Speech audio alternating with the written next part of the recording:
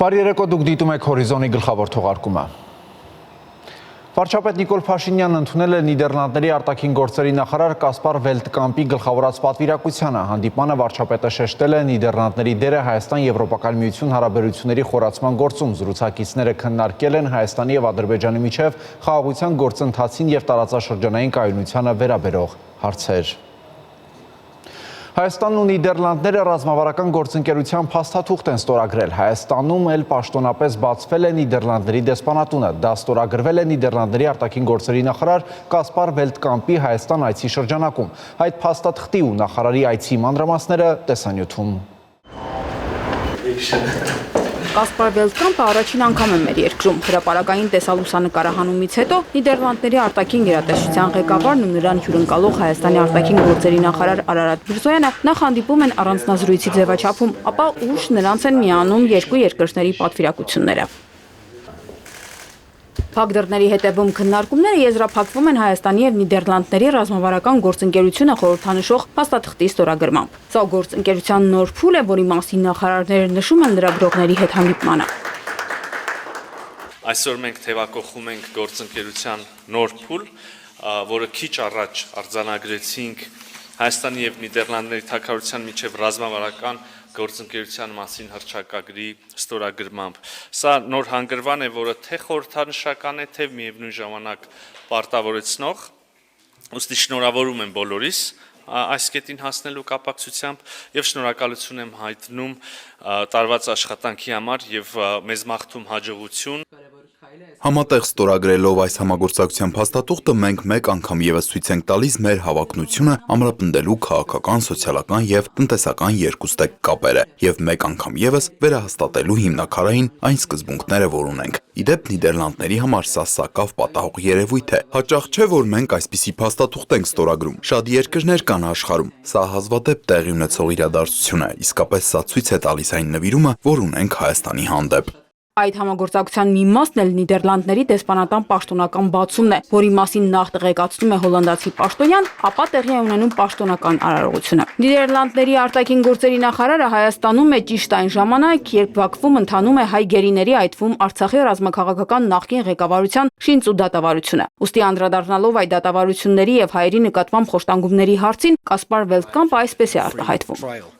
Կարծում ենք, որ գերիները պետք է պաշտպանված լինեն ըստ հավուր պատշաճի, միջազգային չափանիշներին համապատասխան եւ ազատ ու արդար դատավարության իրավունքներ պետք է ունենան։ Վստահ եղեք, որ այս պարագայում եւս Նիդերլանդները եւ Եվրամիությունը կշարունակեն առաջ մղել այս հարցը։ Մենք մեր ուշադրությունը սևեռում ենք այս հարցի վրա, նաեւ Բրյուսելում է այս հարցը բարձրաձայնված։ Իսկ ընդհանրապես Թուրքիայի եւ Ադրբեջանի հետ հարաբերություններին անդրադառնալիս Հայաստանի արտաքին գործերի նախարարը ընդգծում է հատկապես կառուցողական մոտեցման անհրաժեշտությունը։ Համապատասխան կառուցողական վերաբերմունքի դեպքում մենք կարող ենք մոտ ապագայում շոշափելի հաջողություններ ունենալ այս ուղղություններով։ Արարատ Միրզոյանն անդրադառնում է նաև խաղաղության պայմանագրի այն անհամաձայնություններին, որոնք դեռևս առկա են։ Այո, մենք քննարկում ենք նաև այնպիսի դրույթներ, ինչպիսիք են օրինակ Հայաստան-Ադրբեջան միջպետական սահմանին երրորդ կողմերի ուժերի բացառումը, այո, մենք քննարկում ենք միմյանց նկատմամբ միջազգային իրավական հարթակներում վեճերից, հայցերից, գանգատներից հրաժարումը, եւ եթե համաձայնվեցվի, ստորագրվի եւ մտնի ուժի մեջ, այս կետերը, ինչպես եւ մնացած բոլոր կետերը, ենթակա են պարտադիր կատարման։ Մենք արդեն մեր մոտեցումը ադրբեջանական 12-րդ առաջարկի 12-րդ խմբագրության վերաբերյալ հայտնել ենք եւ առաջիկայում հնարավորություն կունենանք ադրբեջանական կողմի հետ քննարկել այդ մոտեցումը եւ ընդհանուր առմամբ այդ համաձայնագրի ստորագրման, համաձայնեցման, ստորագրման, վավերացման հետ կապված բոլոր հարցերը։ Ոչ հայաստանցի լրագրողներին այլ հարց է հետաքրքրում։ Արդյոք ճնշում կա Ռուսաստանի կողմից նորից իրենց ուղեծիր մուտք գործելու համար, որովհետև նկատել են, որ պատերազմից հետո վրդովմունք կար Հայաստանում եւ Հայաստանը ավելի շատ Եվրամիություն էր շարժվում։ Մենք վարում ենք բալանսավորման եւ բալանսավորված արտաքին քաղաքականություն։ Մենք ունենք շատ խորը հարաբերություններ Եվրոպական միության հետ եւ ընդ որում դրանք հենց այսօր էլ նորից զարգացնում եւ խորացնում ենք։ Մենք ընդամենը 2 ամիս առաջ կամ մի փոքր էս կողմ ենք ստորագրեցինք նույն այս անունը կրող ռազմավարական համագործակցության փաստաթուղթ Միացյալ Նահանգների հետ, միևնույն ժամանակ մենք շարունակում ենք մեր գործընկերային հարաբերությունները Ռուսաստանի Դաշնության հետ։ Դարձյալ վերադառնալով ռազմավարական փաստաթղթին, նախարարները ընդգծում են, որ սա որևէ մեկի դեմ չէ։ Ռազմավարական այս գործընկերությունը ոչ Ադրբեջանի, ոչ Թուրքիայի դեմ չէ։ Մենք տեսնում ենք, որ Հայաստանը վարում է բալանսավորված արտաքին քաղաքականություն եւ այդ շրջանակում է, որ ուզում ենք բարձրացնել համագործակցությունը։ Ինչ վերաբերում է ռազմական համագործակցությանը, ապա սրանում որևէ նման կետ չկա։ Փոխարենը իրենց հարաբերությունները կարող են ամրապնդել շատ այլ ոլորտներում։ Եզրափակում է Կասպար Վելտկամպը։ Քրիստիան Լագուլյան, Հորիզոն։ Հնդկաստան պաշտոնական այցի շրջանակներում արտաքին գործերի նախարար Արարատ Միրզոյանը հարցազրույց է տվել արտաքին քաղաքական թեմաների լուսաբանման հարցում առաջատար Վիոն լրատվամիջոցին։ Իդեպ հարցազրույցն ամբողջությամբ ցուցադրվել է հնդկական լրատվամիջոցի եթերում։ Խոսելով Հայաստանի եւ Հնդկաստանի միջև հարաբերությունների մասին նախարարը ընդգծել է, որ դրանք ունեն դարերի պատմություն, հիշատակել է բազմաթիվ պատմական փաստեր, օրինակ, որ առաջին հայկական պարբերականը լույս է տեսել Հնդկաստանում, Մադրասում։ Հնդկաստանը եղել է առաջին պետություններից մեկը, որը ճանաչել է Հայաստանի Հանրապետության անկախությունը 1991 թվականին, իսկ դրանից ընդամենը 4 տարի անց ստորագրվել է երկու պետությունների միջև բարեկամության եւ համագործակցության մասին պայմանագիրը։ Այդ ժամանակվանից ի վեր քաղաքական երկխոսությունը, ինչպես նաեւ տարբեր ոլորտներում փոխգործակցությունը զարգացել է, իսկ վերջին 3-4 տարիներին հարաբերությունների զգալի բարելավում է գրանցվել, հատկապես պաշտպանական ոլորտում։ Ակնհայտ է, որ պաշտպանությունն այն ուղղություններից, այն ոլորտներից մեկն է, որտեղ մենք շատ ծերտ համագործակցություն ունենք Հնդկաստանի հետ, եւ ես ենթադրում եմ, որ այս համագործակցությունը շարունակաբար կխորանա։ Բայց ես կցանկանայի նշել, որ այս համագործակցությունը եւ մասնավորապես Հնդկաստանում արտադրված որոշ հատուկ սարքավորումների ձեռքբերումը Հայաստանի կողմից ուղղված չէ որևէ այլ երրորդ կողմի դեմ։ Դուք հավանաբար տեղյակ եք, որ Հայաստանն ունի խաղաղության օրակարգ, մենք ներգրավված ենք խաղաղության բանակցություններում մեր արևելյան հարևանի հետ։ Այսպիսով մենք գտնվում ենք մեր պաշտպանական ոլորտը, մեր բանակը բարեփոխելու, արդիականացնելու գործընթացում եւ այստեղ հնդկական փորձը, ինչպես նաեւ Հնդկաստանում արտադրված սարքավորումները մեզ համար հետաքրքրություն են ներկայացնում։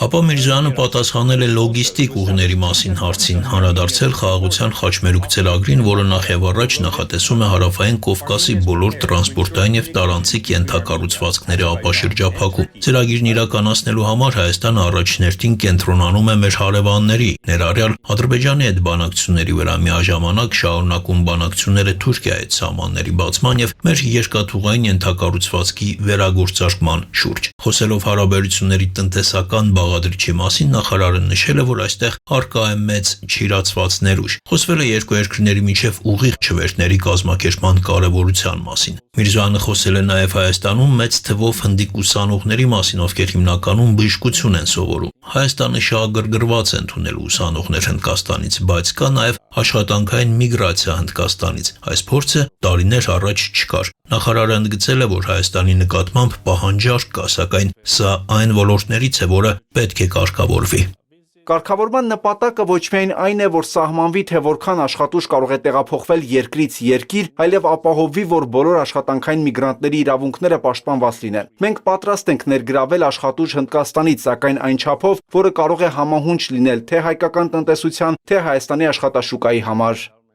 Ապա անդրադարձ է եղել միջազգային իրադրությանը։ Այս համատեքստում Միրզոյանը շատ բարձր է գնահատել Հայաստանի եւ Հնդկաստանի միջև համագործակցությունը, ընդգծելով, որ երկրները աջակցում են միմյանց տեխնացություններին, շատ հաճախ փոխադարձաբար աջակցում են տարբեր միջազգային հարթակներում միմյանց նախաձեռնություններին։ Ինչ վերաբերում է Հայաստանի եւ Ադրբեջանի միջև հարաբերությունների կարգավորման գործընթացին, ապա այստեղ պետք է ասեմ, որ Հայաստանը եւ Ադրբեջանը շատ մոտ են խաղաղության համաձայնագրի նախագծի վերջնականացմանը։ Եթե մեզ հաջողվի նախ եւ առաջ ավարտին հասցնել պայմանագրի մշակումը, իսկ այնուհետև ստորագրել այն, ապա դա կլինի խաղաղության եւ կայունության ամենաուժեղ հենասյուներից մեկը Հարավային Կովկասում։ Եվ սա գալիս է նաեւ լրացնելու այն մյուս քայլերը, բանակցությունները եւ համաձայնությունները, որոնք մենք արդեն ունենք Ադրբեջանի հետ։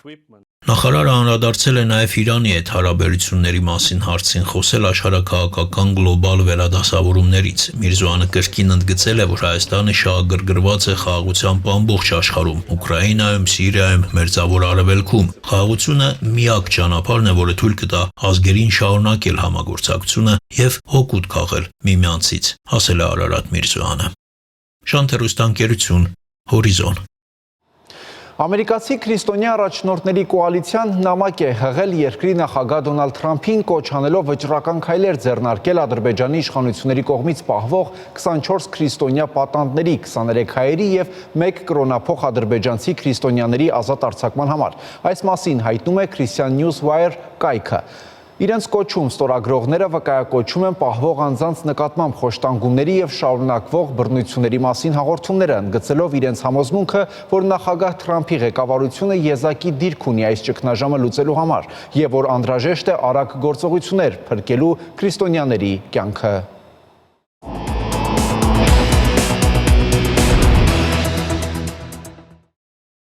Պարզվել է, թե ովքեր են այն հայերը, որոնք ցուցմունք են տվել Ռուբեն Վարդանյանի դեմ։ Թեմայի շուրջ կզրուցենք Արտյոմ Երկանյանի հետ։ Արտյոմ, եւ ինչ է քեզ հաջողվել պարզել նրանց մասին։ Հիշեցնեմ, 3 Ադրբեջանի ռազմական հարցերով դատարանի նիստում այդ 2 հայկական ազգանուն ունեցող անձնավորությունները ներկայանալով որպես վկաներ ցուցմունք են տվել Արցախի նախկին պետնախարար Ռուբեն Վարդանյանի դեմ, հայտարարելով, թե նրանք տեղեկություն ունեն այն մասին, որ Վարդանյանը հավաքագրում էր վարձկանների, որպեսզի նրանք կռվեն Ադրբեջանի դեմ եւ իրենց վճարում էր ամսական 700-ից 2000-ական դոլար, թե իբրև թե ֆինանսավորում էր Հայաստանից ականների տեղափոխումը Արցախ եւ ականապատումը տարածքների, թե իբրև իր փողով ստեղծել է 3 ռազմական մթերքի պահեստ, ուր եւ հավաքվում էին Հայաստանից իր գումարներով բերված զինամթերքները, թե իբրև թե քարոզում էր թշնամանք Ադրբեջանի ժողովրդի դեմ եւ արցախցիները ճանաչել են այդ մարդկանց։ Նրանց անուններն են Մուշեղ Գրիգորյան եւ Կամո Հայրապետյան։ Նրանք այն հայերից են, ովքեր հայաթափումից հետո որոշել էին մնալ Արցախում, այն ի սկզբանե մոտ 30 հոգի էր մնացել, եթե հիշում ես, հիմա արդեն որոշ տեղեկություններով 9, այլ տեղեկություններով 11 հոգի են, հիմնականում դա հիվանդ ծեր մարդիկ են կամ հոգեկան խանգարումներ ունեցող մարդիկ են եւ այս երկուսը հավանաբար այն բացառիկներից են, ում հնարավոր էր քիչ թե շատ լողացնել, հագցնել, բերել Բաքու եւ ներկայացնել որպես վկաների։ Նրանք այսպես այդ դերին կարծես համաձայն են եղել։ Ըստ էության այդ մարդիկ պատանդ են վաղուց արդեն Ադրբեջանում, քանի որ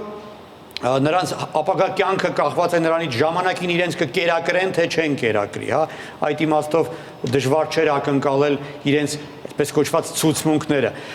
Ինչևէ, հետաքրքիր է, որ նրանցից մեկը ներկայացրել էր դատական նիստում այդ Կամո Հայրապետյանը սպիտակ կոստյումով, կարծում եմ դա էլ էին ինչ-որ բանով ուզում էին խորհրդանշեին դրանով։ Ծանոթները պատմում են հետևյալը Հայրապետյանի մասին։ Պարզվում է, նրա ընտանիքը Բաքվից փախստականներ են եղել, ընդ որում Կամո Հայրապետյանի հորը 90 թվականի հունվարին ադրբեջանցիները սպանել են հենց Բաքվի կենտրոնում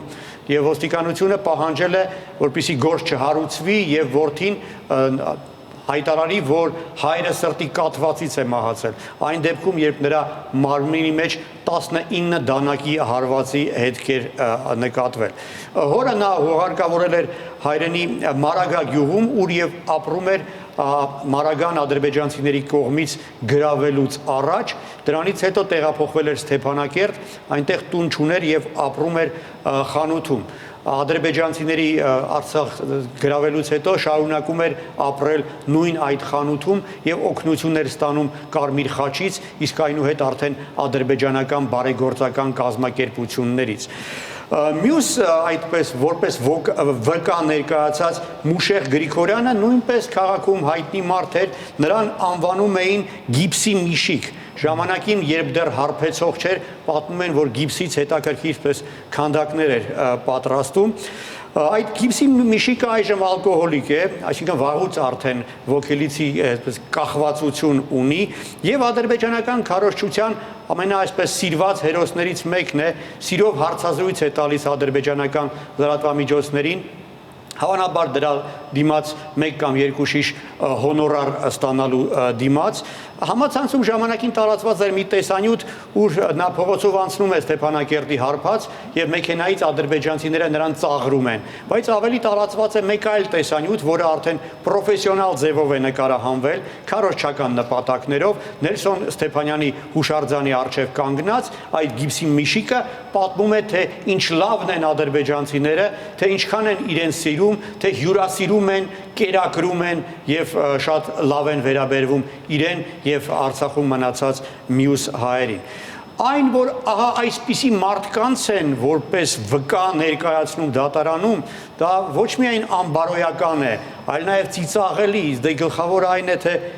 ինչ կարելի է ասել մի մեղադրանքի մասին, որը ամրագրվում է ահա այսպիսի մարդկանց ցուցմունքներով, մարդկանց, որոնք փաստորեն պատանդ են եւ որոնց վաղվա օրը կախված է, ինչպես ասացի, նրանից կկերակրեն նրանց, թե չեն կերակրի։ Արդյոք Եվրախորհրդարանում քննարկումից հետո հայգերիների թեմայով սպասվում է, որ նաև բանաձև է ընդունվելու։ Ինչ է հայտնի այդ բանաձևի բովանդակության մասին։ Այո, բանաձևը որքան հասկանում եմ վաղն է քվեարկությամբ դրվելու եւ նախաձեռնությունը այդ քննարկումը անցկացնելու եւ բանաձև առաջ ընդունելու դա հավանաբար հետևանքներ Ռուբեն Վարդանյանի հայտարարած հացադուլի, այսօր 23-րդ օրն է հացադուլի, եւ նաեւ Երևանում ի համերաշխություն Վարդանյանի հայտարարած 3 կամ 4 հոգու հացադուլի։ Նաեւ հետևանքն է եվրոպական մայրաքաղաքներում բողոքի ակցիաների, իրավապաշտպանների տարբեր դիմումների, եվրոպական մայրաքաղաքների, քաղաքական իշխանությունների, եվրոպական կառույցների, ՄԱԿ-ի, Միացյալ Նահանգների եւ այլն։ Այսինքն ինչ որ բան արդեն սկսում է փոխվել եւ ես հույս ունեմ, որ վաղը կընդունվի բանաձևը, որը նույնպես նոր process-ի սկիզբ կնշմարի։ Որոշ տեղեկություններ կան այն մասին, թե ինչ բովանդակություն է ունենալու վաղվա այդ քվեարկության դրվող բանաձևը, փաստաթղթում ասվում է, որ Արցախում անօրինական պահվող հայ ռազմագերիները, այդ թվում նաև քաղաքական բարձրաստիճան ներկայացուցիչները անմարդկային վերաբերմունքի են արժանանում, նրանց հոգեբանորեն ճնշում են, նրանց մարդկային արժանապատվությունն է ոտնահարվում, դե իսկ գլխավորը այդ փաստաթղթի պահանջն է անհապաղ եւ առանց որևէ նախապայմանների ազատ արձակել բոլոր հայ ռազմագերիների։ Եվ նաև փաստաթղթում կոչ է արվում Եվրամիության մարդու իրավունքների հարցով հատուկ ներկայացուցիչին մեկնել Բաքու եւ հանդիպել հայ ռազմագերիներին։ Նաև կոչ է արվում Բաքվում հավատարմագրված Եվրամիության անդամ պետությունների դեսպաններին գալ դատական նիստ եւ հետևել դատավարության ընթացքում։ Բաքվում արդեն արշավ են սկսել Եվրախորհրդարանի падգամավորների դեմ, թեև բովանդակությունը դեպ փաստաթուղթը չի ընդունված չէ, Ադրբեջանի Մեջլիսի մարդու իրավունքների հանձնաժողովի նախագահ Զահիդ Օրուջը այսօր հայտարարել է, որ իր տեղեկությունների համաձայն հայերը պարզապես կաշառել են Եվրամիության, Եվրախորհրդարանի բոլոր падգամավորներին եւ նրանք պարզապես հոնորարի դեմ են այդ բանաձևը պատրաստվում ընդունել։ Շնորհակալություն Արցուն։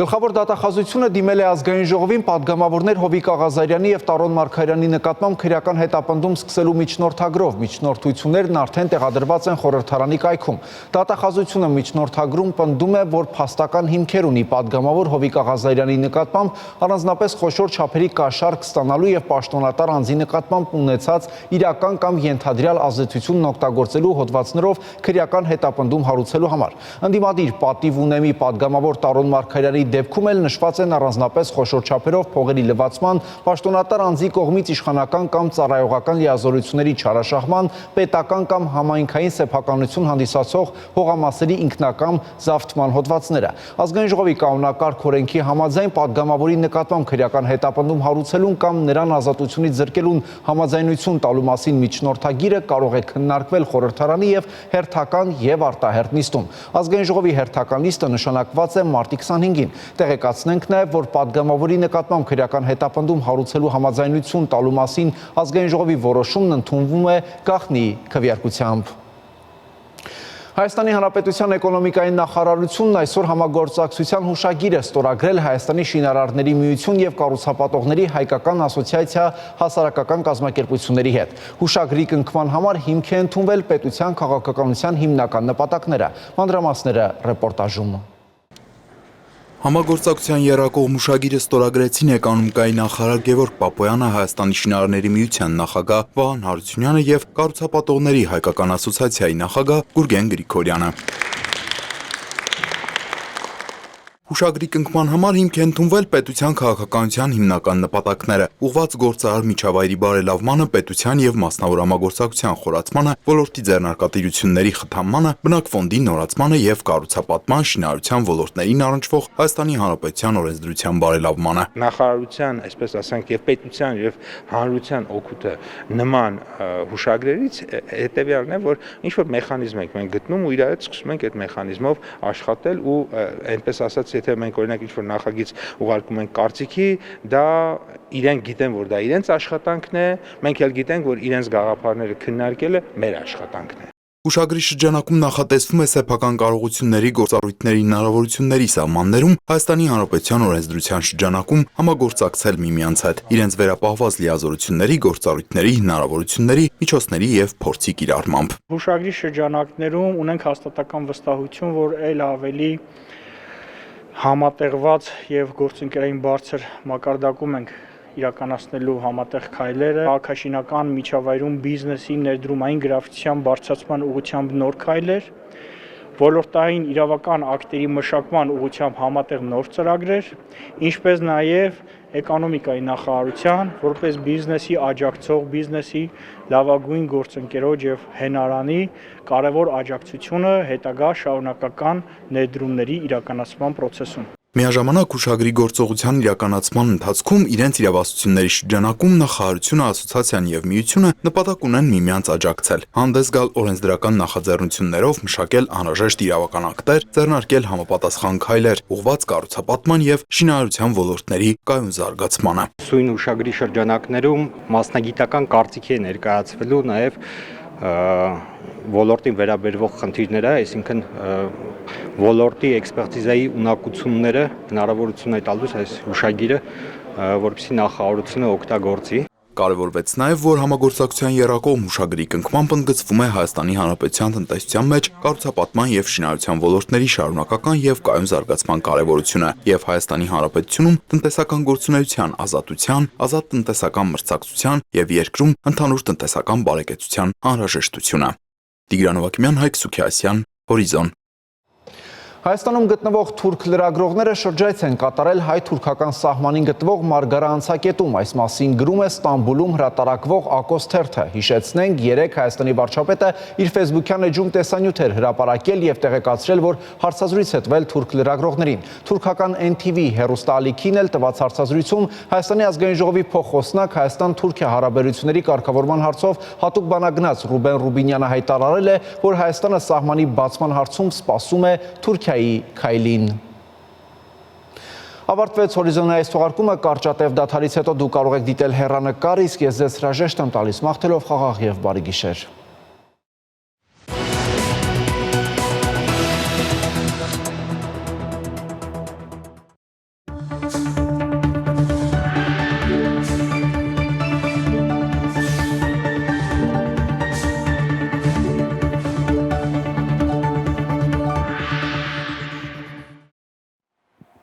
Շանթի եթերը շարունակում է հեռանկարը։ Մարտի 30-ին Գյումրի եւ Փարաքար համայնքներում տեղի կունենան թիմ ընտրություններ։ Նախընտրական քարոզարշավը կմեկնարկի մարտի 15-ից, բայց հատկապես Գյումրիում կարծես թե քաղաքական մթնոլորտն արդեն ավելի լարված է։ Ինչպես այդ ընտրություններին պատրաստվում կենտրոնական ընտրական հանձնաժողովը եւ ինչպիսի արձանագրումներ կան այսօրվա դրությամբ։ Այս եւ այլ հարցերի էլ այսօր անդրադառնալու ենք կենտրոնական ընտրական հանձնաժողովի նախագահ Վահագն Հովակիմյանի հետ զրույցում։ Պարոն Հովակիմյան, նախ շնորհակալություն մեր հրավերն ընդունելու համար։ Շնորհակալ հրավերի համար։ Դուք նախ զգում եք քաղաքական այդ լարված մթնոլորտի ազդեցությունը ընտրական գործընթացների վրա կամ առհասարակ ձեզ համար նկատելի է այդ լարված մթնոլորտը։ լարված մթնոլորտ չէ, բայց որ ուշադրությունը դեպի ընտրական համակարգ եւ նաեւ կենտրոնական ընտրական հանձնաժողովին կա, դա նկատել է թեկուզ այն փաստը, որ ձեր կողմից հրավեր եմ ստացել։ Որովհետեւ կենտրոնական ընտրական հանձնաժողովի մասին սովորաբար մեր հանրային կյանքում հիշում են միայն երբ որ ընտրություններ են։ Ասում այո, որովհետեւ ավելի շատ, այսպես ենք քաղաքացիներից դիմումներ ենք պարզաբանման խնդրանքներ ենք ստանում եւ այլ, այսինքն այն որ ընտրական փուլում ենք գտնում ընտրական շրջափուլի մեջ ենք, դա ակնհայտ է, դա ուղղակի այնպես չի որ աննկատ այսպես անցնում է։ Իսկ դա որևէ ազդեցություն ունենում է հատկապես այս փուլում ձեր գործընթացների գործողությունների վրա։ Չէ, իրականում ոչ, որովհետև ընտրական համակարգ Հայաստանի ընտրական համակարգը այնպեսին է, որ ինքը միշտ պատրաստ է ընտրություններ անցկացնելու։ Ուղղակի այս դեպքում մեր պարագայում, այսինքն մենք մեր ընտրական համակարգի գործառույթը, այսպես ենք ժամացույցի ճշգրտությամբ արել է, անելու է, այստեղ խնդիր չկա։ Ուղղակի մեզ կենտրոնական ընտրական հանձնաժողովի պարագայում երկու հանգամանք ոնց որ զուգադիպեցին, որովհետև մենք մինչև ապրիլի 1-ը պիտի ավարտենք ընտրական օրենսգրքի փոփոխություններով պայմանավորված նոր որոշումների այդ ընդունման այդ փաթեթի հետ կապված իրավական խնդիրները պիտի ավարտենք եւ ըստ էության մենք մի կենտրոնական ընտրական հանձնաժողով ներկայումս երկու այսպես ուղղությամբ է գործում։ Այսինքն նոր ընտրական օրենսգիրքը ոչ թե նոր ընտրական օրենսգիրք, այլ նոր փոփոխություններ ազդեցություն չեն ունենալու այս թիմ ընտրությունների վրա։ Ոչ, որովհետեւ ընտրական օրենսգրքի հենց անցումային դրույթներով, այսինքն փոփոխությունների անցումային դրույթներով այնտեղ հստակ արձանագրում, որ մինչև ուժի մեջ մտնել, այսինքն մինչև ապրիլի 1-ը նշանակված ընտրությունները անցկացում են այն կարգավորումները, որոնք որ գործել են մինչև ապրիլի 1-ը։ Մի քիչ իհարկե հետաքրքիր իրավիճակ ունենք, որովհետև փաստորեն քվեարկությունը մարտի 30-ին է։ Քվեարկությունը մարտի 30-ին տեղի է ունենալու եւ ապրիլի 1-ից նոր փոփոխությունները ուժի մեջ կմտնեն, որոնք վերաբերում են նաև օրինակ վերահաշվարկի այդ ինստիտուտին այնտեղ փոփոխություններ կա, բայց ըստ էության այդ փոփոխությունները չեն գործի այս դիմընտրությունների պարագայում, այս դիմընտրությունների պարագայում շարունակի գործել այս պայն դեռևս արկա կարգավորումները։ Պարոն Ավագիմյան, երեք իդեպ երբ հայտնի դարձավ, թե որ քաղաքական ուժը որ համարի քվեաթերթիկն է ունենալու, ձեր ուղղությամբ էլ դարձյալ ուղղվեցին սլաքները, թե այդ ինչպես արեցիք, որ թե Փարաքարում եւ թե Գյումրիում քաղաքացիական պայմանագիր կուսակցությունը առաջին համարը եղավ։ Տեսեք, իրականում հարց տվողները եթե դնեին օրինակ նիստի տեսագրությունը կենտրոնական ընտրական հանձնաժողովի նիստի տեսագրությունը ինձ դրված է, կայքում դրված է, այսինքն եթե այդ հարցի զուտ լրագրողական բարեխիղճան տեսանկյունից կարելի է ուղղակի նիստը նայել։ Ու որտեղ դա եղել է վիճականություն։ Դա ասենք նույն չգիտեմ, որ կուսակցությունը որ համարը կլինի, դա վիճականություն, իդեպ վիճականությունն էլ, այսինքն այդ թիվը, այսպես ինչ ասեմ, հանել վերցնելը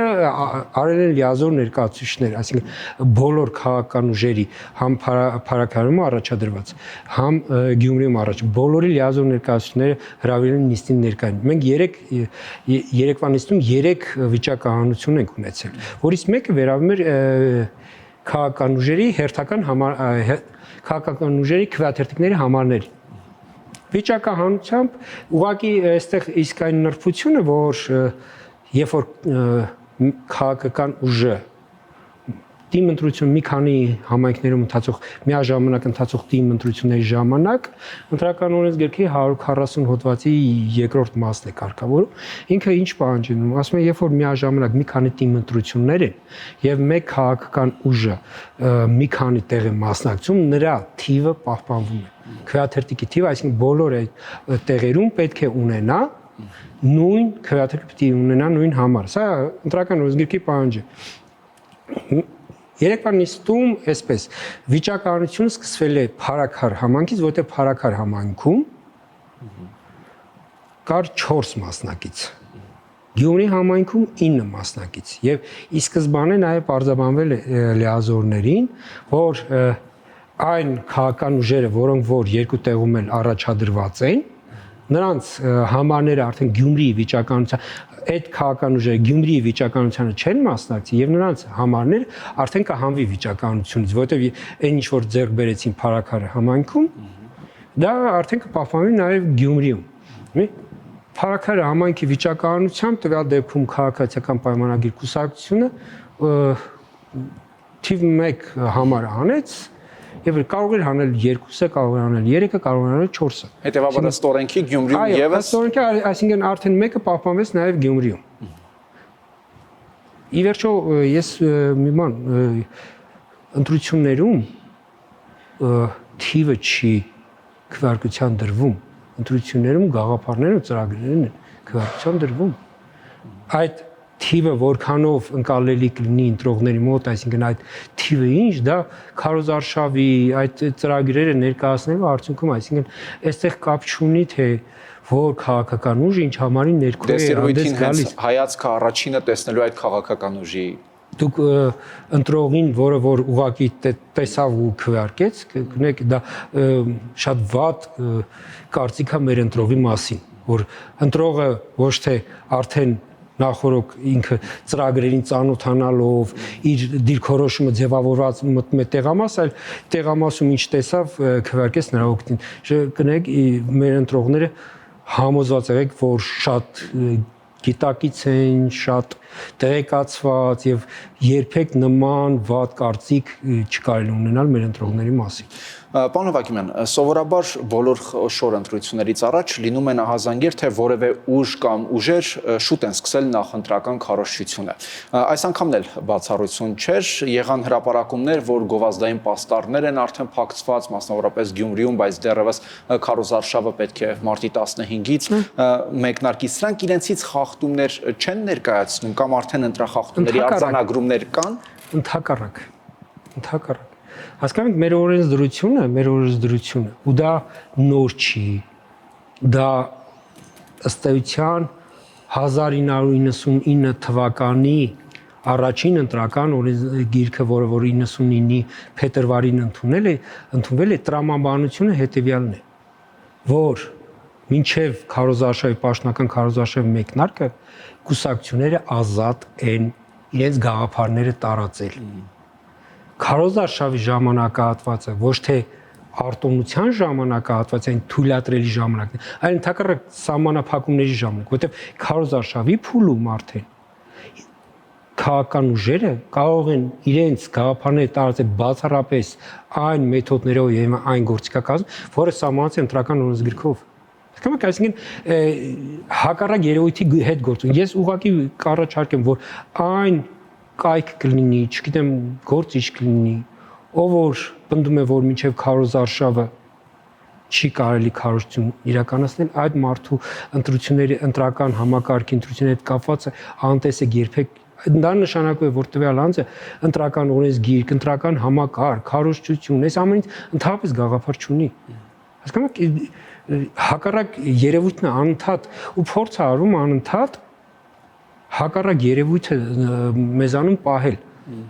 Հակառակ քարոզարշավը քաղաքական ուժերի համար սկսվում է քվեարկության հաջորդ օրը, որովհետև քվեարկության նախորդ օրը եւ քվեարկության օրը քարոզչություն արգելվում է։ Քվեարկության հաջորդ օրը քաղաքական ուժերը իրավունք ունեն իրականացնել քարոզություն եւ շատ լավ կլինի Հայաստանի քաղաքական դաշտի համար, որպեսզի ընտրությունները կուսակցությունները ընտրություններից 5 տարի առաջ սկսեն այս քարոզությունը։ Իրենց գաղափարները տարածել, իրենց, չգիտեմ, ֆինանսական հնարավորությունները համալել եւ այլ, այսինքն այդ քաղաքական դաշտը ոչ թե այսպես ասենք ընտրությունները նշանակվելու պահից սկսի ընտրություններին պատրաստվել, ինչ որ արդեն ուշացած է, արդեն գնացել է իրականում, այլ ընտրություններից շատ առաջ տարիներ առաջ սկսեն պատրաստել, սա գբերի մեր քաղաքական դաշտում առողջացման, այսինքն կուժեղանա քաղաքական դաշտը, երբ որ կուսակցություններ, պատկերացրեք քաղաքական գործիչներ, կուսակցություններ, չգիտեմ, մարդիկ ասենք 5 տարի մասնագիտական զբաղվում են իրենց հավակնություններով, իրենց գաղափարներն են տարածում այս ամենով։ Դա նշանակում է, որ իրենք նաև այդ ընթացքում որոշակի հանրային վերահսկողություն են իրականացնելու այդ պահին գործող իշխանության նկատմամբ։ Այսինքն, պարոն Հովհաննիսյան, որևէ քաղաքական ուժ կարող է, չգիտեմ, ընտրություններից 6 ամիս առաջ, օրինակ, դիցուկ ընտրել, թե ով կարող է գլխավորել իր ընտրական ցուցակը, չնայած մեր երկրում շատ հազվադեպ է լինում, այսպես 1 ամիս կամ ամսուկես առաջ գաղտնի են պահում, հետո նոր հայտարարում են, թե ով է լինելու, եւ տվյալ համայնքում փակցնել պաստառներ, ելույթներ ունենալ, այսինքն մի 6 ամիս առաջ սկսել իր քարոզությունը։ Ես ավելի օրինակ բերեմ, եկող տարվա հունիսի սկզբին տեղ են ունենալու ազգային ժողովի ընտրություններ։ Այսօր ցանկացած քաղաքական ուժ կարող է սկսել եկող տարվա հունիսի սկզբին կայանալիք ազգային ժողովի ընտրությունների քարոզարշավ։ Հեռուստատեսության ռոլիկներ, հեռուստատեսության ռոլիկը, տեսեք, հեռուստատեսության ռոլիկը արդեն քաղաքական ուժ հեռուստատեսություն այս հարաբերության մեջ է։ Այսինքն տվյալ դեպքում հեռուստատեսությունը ինքը պիտի որոշի, ինքը օրինակ գովազդային րոպե կոնկրետ քաղաքական ուժերին կտրամադրի, թե ոչ։ Բայց օրինակ եթե տվյալ քաղաքական ուժը, տվյալ անձը ունի օրինակ ֆինանսական միջոցներ եւ կարող է նաեւ հայտարարել այդ միջոցները, ինքը կարող է օրինակ, չգիտեմ, վահանակների վրա պաստառներ փակցնել։ Քո տիրապետողներից ուղղակի վարձակալել ու պաստառներ փակցնել։ Հետագայում արդեն որպես կուսակցություն, երբ որ ինքը ուղղակի կներկայացնի հաշվետվություն, թե որտեղից այդ գումարները իրեն։ Շատ լավ։ Պարոն Ավագիմյան, իսկ ինչպես է կենտրոնական ընտրական հանձնաժողովը գործելու, որ արդյունքների հանդեպ հանրային վստահություն լինի։ Ինչ մեխանիզմներով կան, ինչ որ նոր մեխանիզմներ։ Այս պահին նորություն, այսպես ասենք, այս պահին նորություն չկա, բայց միայն այն արդեն բազմիցս կիրառված եւ հղկված, օրինակ ուղիղ եթեր բոլոր տեղամասերից լինելու է իրական ժամանակում ուղիղ եթեր, այսինքն քվեարկությունը ցանկացած ոք, կապ չունի Գյումրի բնակիչ, Փարաքարի բնակիչ, Հայաստանի ցանկացած կետից, բոլոր ընտրատեղամասերից։ Այո, բոլոր 82 տեղամաս Գյումրիում է, 16 տեղամաս Փարաքար համայնքում։ Բոլոր տեղամասերը հնարավոր կլինի ուղղակի ուղիղ եթերով դիտել։ Հետագայում է ցանկացած որևէ, այսպես ասենք, դժգոհություն եւ այդ տեսագրությունները մեզ հնարավորություն են տալու համ ընթացքում ուղիղ եթերով հետևել, կանխարգելել, հետագայում էլ եթե ինչ որ բան, չգիտեմ, ինչ որ մեկի աչքից վրիպի լինի բողոք, այդ տեսագրությունը նաեւ հնարավորություն են տալիս հետ գնալ եւ համոզվել միջադեպը տեղի ունեցել է թե ոչ։ Ավելին ցանկացած ոք այս ուղիեթեր նաև բոլոր այն անձինք, ովքեր որ կմտածեն, չգիտեմ, որ իրենց օրինակ տեխնացուի կամ քաղաքական ուժի շայրով ինչ որ դրված ինչ որ փորձ են ինչ որ տեղամասում իրենք էլ կենթարկվեն պատասխանատվության։ Իսկ իմացում ես համակարգը արդեն չի կարող տեղամասում ինչ որ բան տեղի ունենալ։ Տեղամասում քվեարկությունը լինելու է բացառապես գաղտնի։ Ընտրողը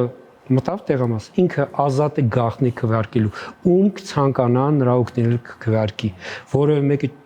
հնարավորություն չի ունենալու նրան խոչընդոտել նրա կամքի վրա, բռնանալ կամ, չգիտեմ, կամք պարտադրել։ Սա ինչի, սա կարևոր նաև, որտեղ անընդհատ նաև մեզանում կա, օրինակ հին իներցիայից, հին բացական իշխողությունից նստած կա, որ օրինակ ասում են վարչական ռեսուրս։ Ես դες հավաստի ասում, ներկայիս ընտրակարգը այնպիսին է, որ եթե որևէ մեկը, որևէ տեխնացու, քաղաքական ուժ, հանկարծ վարչական ռեսուրս փորձի կիրառը, չգիտեմ, օրինակ իր աշխատողներն են կամ ենթական, չգիտեմ, ինքը գործարար է կամ պետական պաշտոնյա է, եթե ինքը փորձի վարչական ռեսուրս, դա միանգամից իրեն է վնասելու։ Որովհետև քանի որ քվեարկությունը գաղտնի է, տվյալ ընտրողը գնալու է ու անելու է հաստատ հակառակը։ Ես դա հավաստի ասում եմ, այսինքն ինքը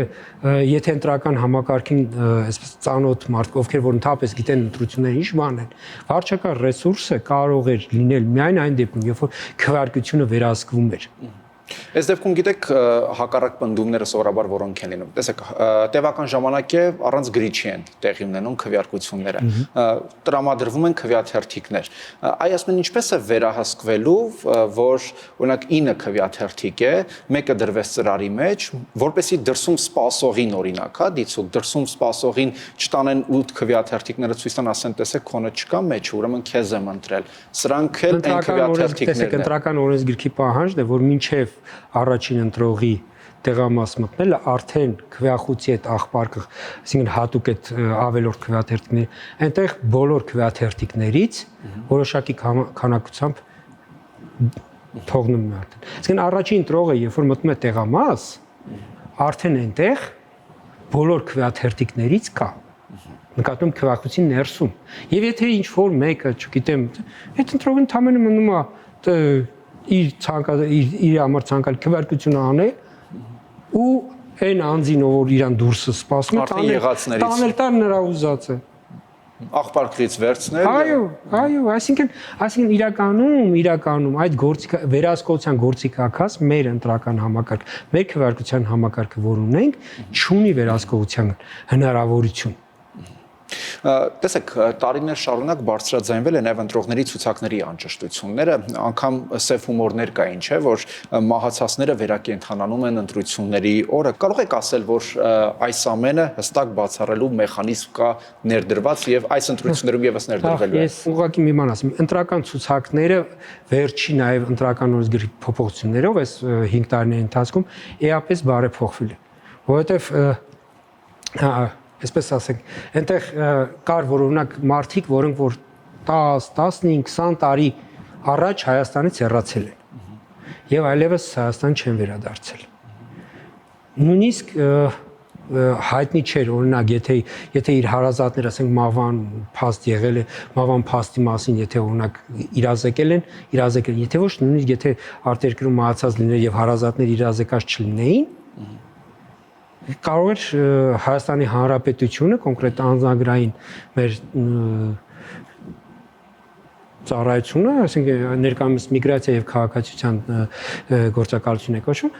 ինքը կարող է այդ ինֆորմացիան չունենար։ Բայց 21 թվականի արված փոփոխությամբ ինչ արվեց, որ 6 ամսից ավել ուժը կորցրած անձը հաստատող փաստաթղթով անձիկ ընտրական ցուցակից դուրս են մնում։ Այսինքն անձը պիտի ունենա ուժի մեջ գտնվող անձը հաստատող փաստաթուղթ։ Դա նշանակում է, որ առնվազն 10 տարի առաջ ինքը եկել է այդ, ասենք եթե նույնիսկ արտերկրում եմ եկել է նոր անձը հաստատող փաստաթուղթ անել։ Այս փոփոխությունը 21 թվականին որ արվեց, հետագայում ինքը 22-ի հունվարի 1-ից ուժի մեջ մտավ, ըստ էության մեր ընտրական ցուցակները մոտ 200,000-ով, որտեղ այդ ժամանակ անձնագրայինը մոտավոր այդքան էր գնահատում նման ընտրական ցուցակներում նման անձանց հնարավորությունը, եթե չեմ սխալվում 150,000-200,000-ով պակասեց այն ժամանակ։ Նույն եթե նայեք Գյումրի ընտրողների թիվը 21 թվականի համեմատ ընդամենը 3,000-ով է ավելացել, թե ինչքան չեմ հիշում, շատ քիչ ավելացել։ Իրականում ավելի շատ պիտի ավելանար, եթե այդ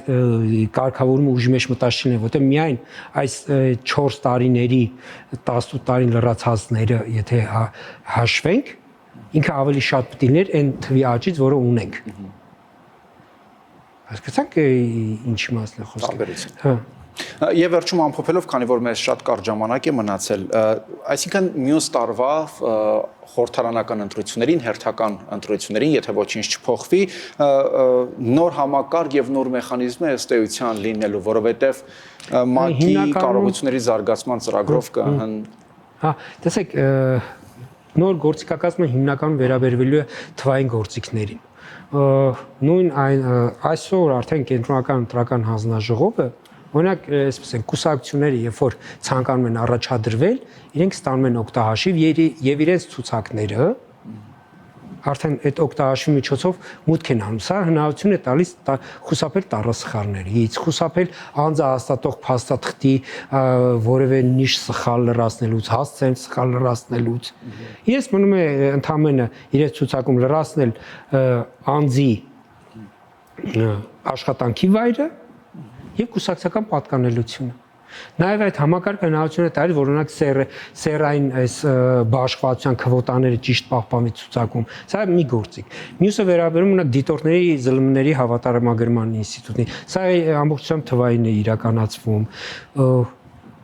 Հայտարարագրեր ներկայացնելու ինստիտուտը, երբ որ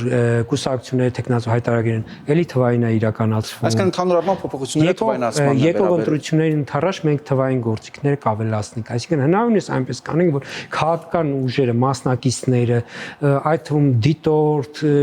ԶԼՄ հնարավորինս քիչ թղթաբանությամբ զբաղվելու, այսպես չաչարվելու կարիք ունենան։ Շնորհակալություն։ Ես եմ շնորհակալ հրավերի համար։ Հեռանկարում կենտրոնական ընտրական հանձնաժողովի նախագահ Վահագն Հովակիմյանն էր։